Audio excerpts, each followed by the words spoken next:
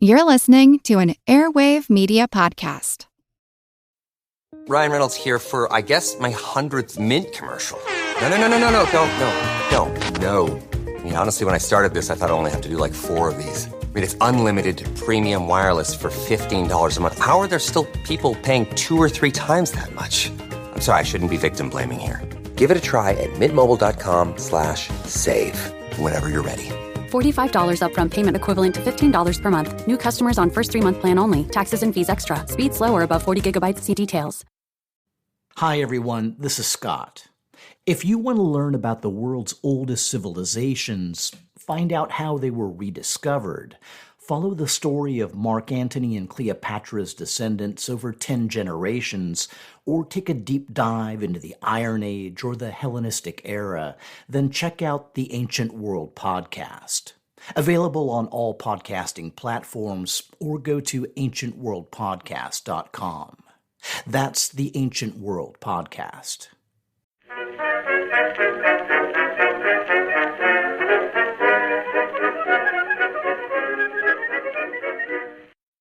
Hello, everyone, and welcome to another History of the Second World War podcast interview. This time, I'm joined by Prit, Buttar, the author of the upcoming book, Hero City, Leningrad, 1943 to 1944. Hello, Prit. How's it going? Hi, it's lovely to be on the podcast. Thank you. So we'll just jump right in here. We've got a lot to talk about. So you've written this book about Leningrad, the second book in the series, which kind of discusses the later years of the events around Leningrad. But during 1941, the German forces were able to make it to the outskirts of Leningrad, something you talk about in your previous book. And they even occupied some of the areas of the suburbs of Leningrad. But then in 1942, they don't really plan on making any effort to actually take the city. Could you talk a little bit about why the Germans sort of don't make a greater effort to directly attack Leningrad? That's not strictly true. There were plans for a further attack, and I'll come back to that. But even as they approached the city in 1941, they had decided that storming the city street by street was not a realistic prospect. This was the second largest city in the Soviet Union, 2.5 million people, probably getting on for 750,000 military defenders, and they simply didn't have the infantry strength and the artillery strength for that sort of assault. As a result, they opted for the appalling winter siege, where they were expecting starvation and the cold to do their work for them. And in 1942, they fully expected to occupy a city with barely anybody left alive. The story of how the city survived is told in To Besiege a City, but in short, this ploy didn't work. And in 1942, the Germans were then faced with this ongoing problem. How do we deal with Leningrad? And they came up with a proposed solution, which then was not implemented. This was an operation called Northern Light, or Nordlicht, and it was drawn up in the wake of Manstein's successful conquest of Crimea at the other end of the front. And this culminated in the storming of the fortress city of Sevastopol. So his 11th Army was going to be transferred north in order to launch a fresh offensive around Leningrad. The intention of Northern Light was to not actually physically to storm the city, but to drive into the narrow wedge of land between Leningrad and Lake Ladoga to its east.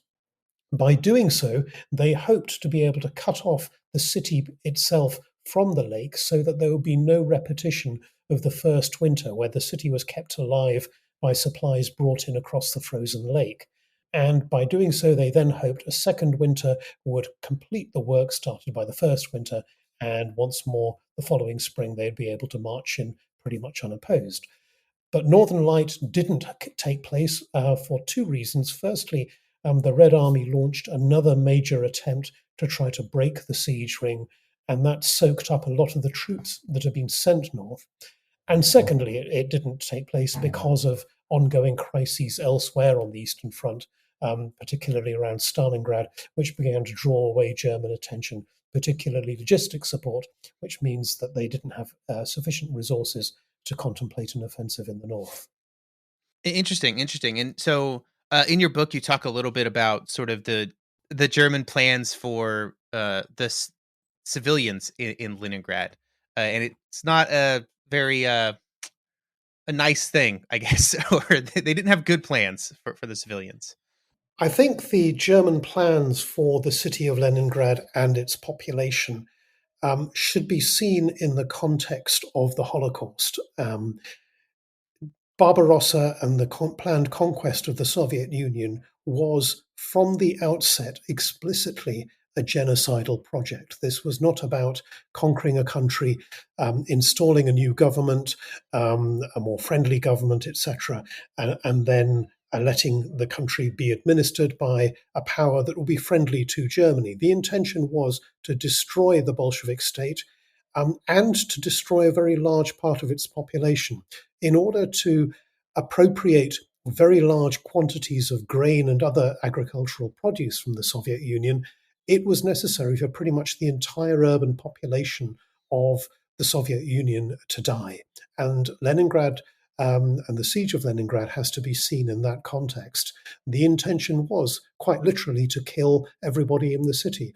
German concerns were, it's strange to relate really, but they were most concerned about the psychological impact on their own soldiers should the population attempt to break out of the siege ring, and what effect this would have on these soldiers. So the artillery, for example, was ordered to open fire on any mass breakout attempt, so that those poor sensitive soldiers wouldn't have to endure the trauma of gunning down thousands of civilians. Bit ghastly, but I guess that's what their views were. Yeah, I think, like I say, it has to be seen in this context of the hunger plan, the intention to appropriate huge quantities of grain. And even as they were making the plans, the scale of how much food they wanted to take steadily increased. And they had equations which they just said, okay, fine, if we want this many more million tons, then this many million Soviet citizens will have to die. And it was just this very, very cold-blooded calculation. And the intention was wipe out the entire urban population of the Soviet Union. The rural population, yeah, they can carry on because someone has to work the farms and they can be slave labor. And we will settle the area with Germans who will then run these farms and these rural areas. And we will be safe from naval blockade forever. And we'll be able to endure whatever the British or anyone else throws at us. Kind of shifting gears here to the military side, I think one of the most interesting things about the Eastern Front during the Second World War is kind of the evolution of how both armies are fighting the war over the years. On both sides, there would be major changes between 1941 and sort of 1943 when the book primarily takes place. But looking specifically at the Red Army, how does the German counterattacks of early 1943 compared to earlier Soviet efforts to relieve the siege of the city? The Red Army is gradually improving throughout the war. Like most armies, it entered the conflict with preconceived notions of what a modern war was going to be. And most of those notions were wrong, as was the case with most armies. So their force structure was completely wrong. For example, they had armored units which had a mixture of heavy and light tanks, all of which moved at different speeds. So actually coordinating movement on the battlefield was very difficult. They planned on operations in which radios wouldn't be necessary in most tanks, and if necessary, tank commanders would communicate with each other by waving coloured flags out of the turret. The infantry units were too unwieldy. The artillery lacked mobility and tractors. And in terms of training, also, their entire doctrine was wrong. And that was made worse by Stalin's purges, which stripped the Red Army of its more experienced and better trained officers. So by 1941, you enter the conflict with an army whose leadership is generally over-promoted. These are the survivors of the purges who have filled the empty spaces. Very few of them have, been on the appropriate training courses, etc., commensurate with their rank. They are absolutely intimidated by what happened to their predecessors, so they will follow instructions from above regardless of how stupid they are. The command systems were utterly inflexible, and there was very little understanding of the realities of mechanized warfare in terms of the value or the importance of logistic and engineering support. All of these improved steadily as the war progressed. In many respects, the Germans, particularly with their panzer divisions, were well ahead of the game with regard to pretty much everybody else. But even then, the German infantry remained very much traditional infantry, marching everywhere on foot, a lot of their equipment being horse-drawn, etc. And this myth, this legend of Blitzkrieg, was very much a creation of German propaganda. And, in fairness, the panzer divisions did function very well. They had integral engineering support, vehicle recovery teams, as well as their combat arms, etc., which allowed them to function at a very high level. The Soviets learned as the war progressed. But I think it's fair to say that the Red Army was and always would be, and indeed the modern Russian army in many respects is, a very blunt instrument. This is not a sword with a cutting edge. This is very much a club with which you beat your enemy to death. And as the war progressed, the Soviet leaders became better at swinging that club and using it very effectively. The club itself got a little bit better as a club, but in the end, it's never going to be a sword. It's never going to be a sharp cutting edge. While I was waiting to come on the podcast, I was doing some maps for the book I'm just finishing, which is about the Battle of Berlin. And you find that by the time that Zhukov is advancing on Berlin, you have individual German divisions faced by an entire Soviet combined arms army. Now, in earlier campaigns, if the Germans had an army corps facing a Soviet army, they'd have fancied their chances of being able to stop it. By the end of the war, that was no longer the case. A Soviet combined arms army was capable of dealing with a German corps. But here you have individual divisions having to do the job because the Germans have lost so much by way of equipment and manpower. And yet, despite this massive, overwhelming force, Zhukov's losses were 6 to 10 times as high as the German losses. So that just shows that even as they improved, even when they reached the pinnacle of their performance, they still functioned very much in terms of brute force and just smashing their way through the opposition. Yeah, I think that's one of the things I really noticed while reading the book is that, in a lot of these sort of actions that you're talking about during this time period of lifting the siege, it's kind of hard to tell sometimes, like, are the Soviets getting better at launching these attacks, or is the situation for the Germans just deteriorating so much that they can't respond in the ways that they were in, late 1941, early 1942? Yes, I think the answer is it's both of those. And yes, the Red Army is getting better. It's got a much better force balance by the time it goes into 1940, late 1942 onwards. The force balance is improving, and they continue to tinker with this all the way through to the very end of the war, increasing engineering and vehicle recovery support for the mechanized units. The huge numbers of trucks and planes provided by the United States in particular, had a vast impact on the mobility of the Red Army and its ability to supply troops, keep the quantities of supplies needed for mechanized warfare coming. On the other hand, the Germans are, in many respects, going backwards. They start this conflict with a very experienced army that has seen success in the West and in Poland. By the time you get to the end of 1942, a lot of those experienced officers are gone. They've been killed. They've been wounded. A lot of the experienced soldiers and NCOs also have gone. The replacement drafts are exactly that. They're replacements. They don't have the same hard core of combat experience. In order to cope with their ever-rising manpower losses, the Germans have rejigged the shape and structure of their forces.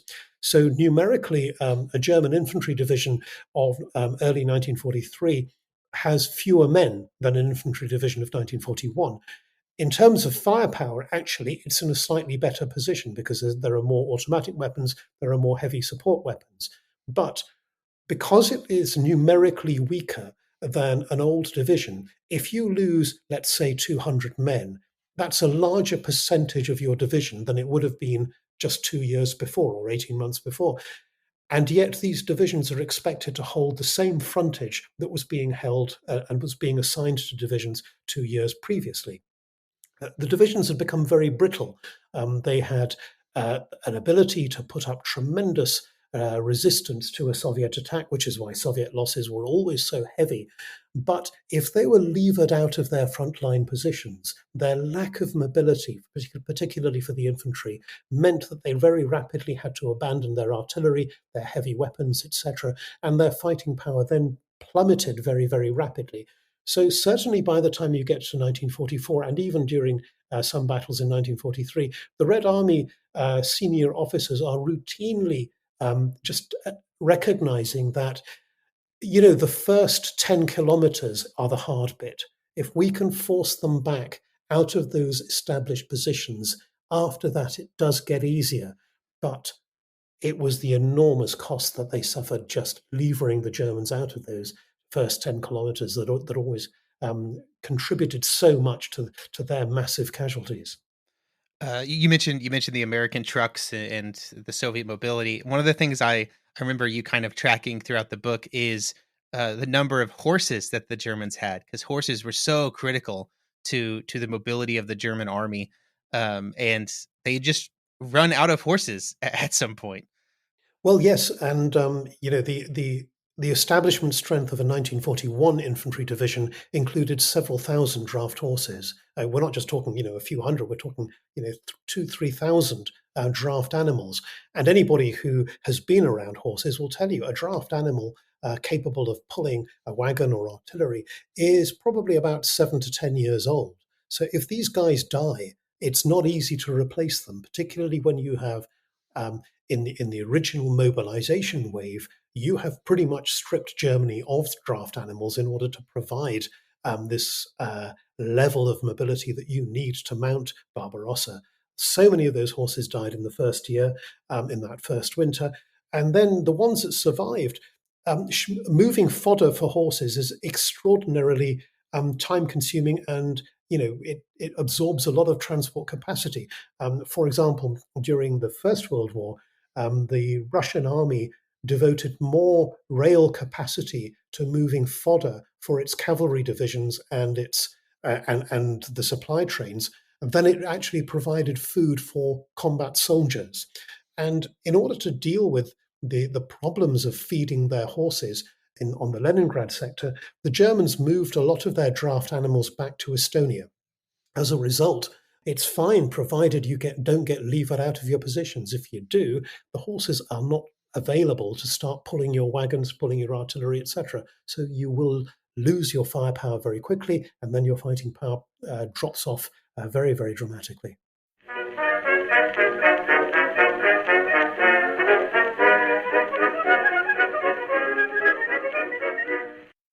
While this podcast is about events in history, we all live in a modern world with modern problems. And one of those problems is keeping your private information, private. Information of all types can get out there, and it can be difficult to know about it, let alone do anything about it. That's where Incogni can help. With identity theft on the rise, Incogni can help by making sure that data brokers online remove your data.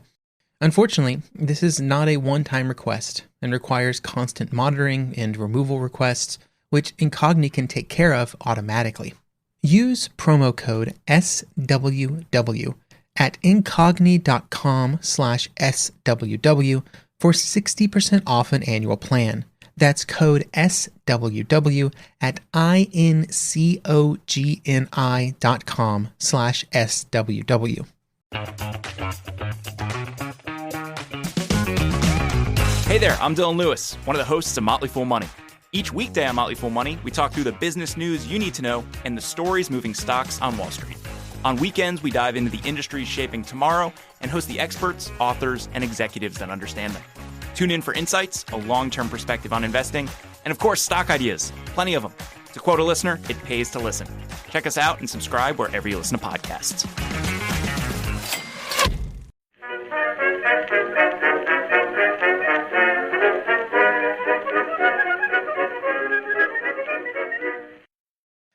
Speaking of kind of getting levered out of positions, you've written several books now on the Eastern Front in the Second World War. I don't even know how many, but kind of one of the themes I think of a lot of the fighting that occurred was Hitler's sort of somewhat famous insistence at certain times that German troops hold every kind of square foot of Soviet territory. He wasn't a fan often of any kind of withdrawals. The most famous kind of, I guess, instances of this mindset are places like Stalingrad, but it had a major impact along the entirety of the Eastern Front. Looking specifically at the fighting around Leningrad, sort of how did Hitler's views on preemptive withdrawals impact the course of the fighting around the city? It's a very good point, and it touches on two different things. The first is, as you say, he had this deep visceral reluctance to give up any territory. Some people attributed this to his own First World War experiences in Flanders and his argument, well, we held those same positions for years without any regard for the fact that the force density was just far, far greater in Flanders than was achievable on the Eastern Front. The second problem for Hitler was that he argued that every time I give my generals permission to withdraw, they come back and ask for more withdrawals. Now, the reason for this was that the generals would say, look, we need to give up this town or this position to fall back to a shorter line. He would say, nope, you've got to hold that position. This would then be referred to the battlefield. Battle would rage. The Germans would suffer heavy losses. Finally, grudgingly, he would give permission for the withdrawal. And when they pulled back to the shorter line, the generals would say, well, we said we could hold this line. That was before our divisions got chewed up defending an indefensible line. We now need to withdraw further. And Hitler would say, well, there you go. This is why I don't give you permission to retreat, because every time I do, you demand further retreats. So you're right, this is a recurring theme all along the front line. He doesn't trust his commanders. He believes that they don't have the will to fight. There is this extraordinary Nazi mindset that, of course, morale and the willingness to fight is an important factor in the ability of any army to function.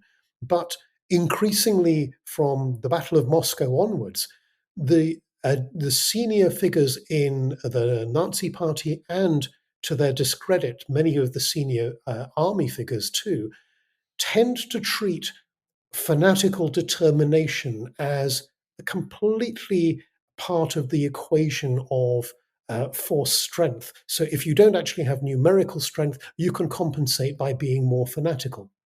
And therefore, if you are being driven back, it's not because you've not been given enough troops to defend the line, it's because you weren't determined enough to fight.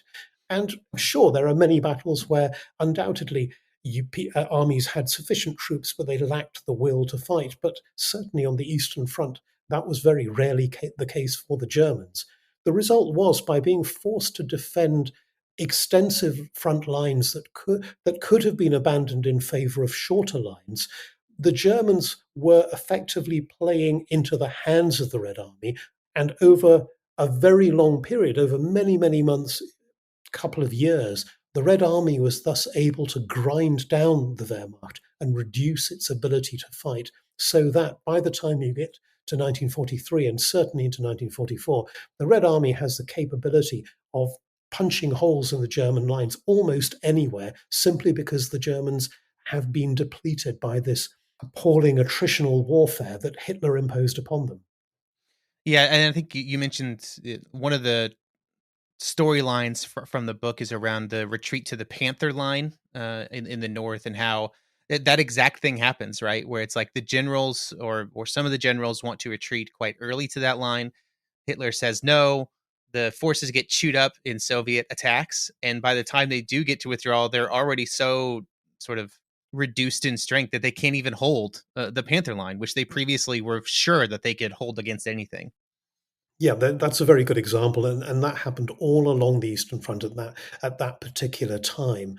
And again, another thing that's worth touching on is that Hitler had this deep mistrust of generals who wanted to dig defensive lines behind their positions just in case, because his argument always was that if soldiers know that there are defensive positions being prepared further back, they're going to be less committed to holding their current positions and they will want to pull back.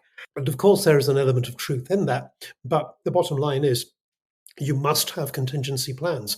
Otherwise, you are pretty much staking everything on holding your current positions and you're not giving yourself any option of being able to stop the enemy should you be driven back. It's interesting because, thinking about all fighting along the Eastern Front, one of the sort of things that the Germans do very well, especially early in the war, is responding to Soviet counterattacks, right? They lose some territory and then a panzer regiment or a panzer division comes in and just sweeps the Soviet Red Army away from those positions.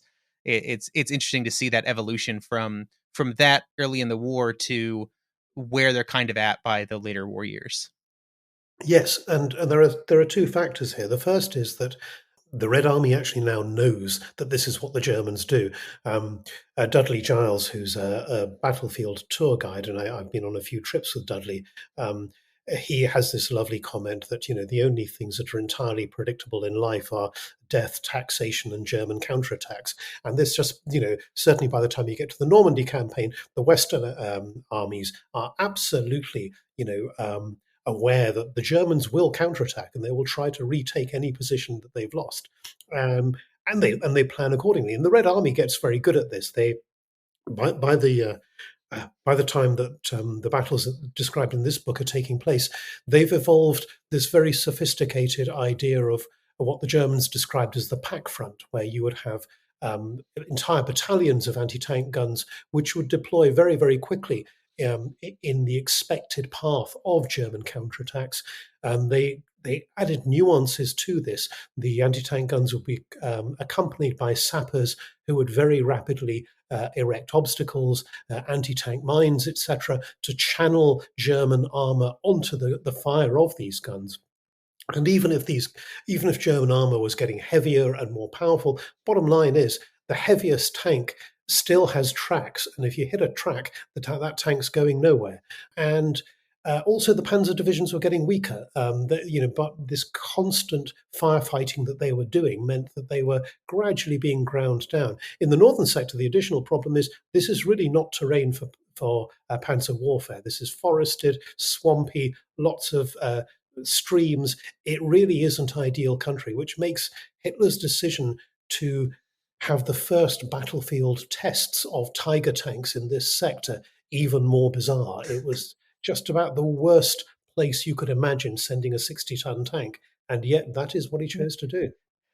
I was, I learned of that many years ago, and I was quite surprised to the point where I just assumed, like, where I was reading it, which was somewhere online, like that cannot be right. Why would they have taken this giant tank and put it up here in the north in this territory that is so ill-suited for armored warfare? Yeah, absolutely crazy. It's not as if they didn't have better options. You can imagine if Tiger tanks had been available all along the Don front and in Ukraine, the Soviet attempts to encircle Stalingrad might have gone rather differently. And yet this battalion was sent up into the swamps where, Otto Carius in his book describes how often they would have to have 2 or even 3 Tiger tanks combining their strength to tow one broken down tank to safety, because at that stage the last thing they wanted was one of these wrecks to fall into the hands of the Red Army, because they wanted to keep the secrets of the Tiger as long as they possibly could. Absolutely crazy decision. One of many, let's face it.